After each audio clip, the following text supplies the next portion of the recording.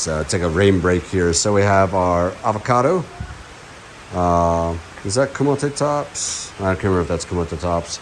There's something else. And Playa. There's some Atsal and Sealy. So this is the equivalent of greenhouse red. There's plenty of green versus field, and how prolific it is due to just having natural sun from our earlier videos.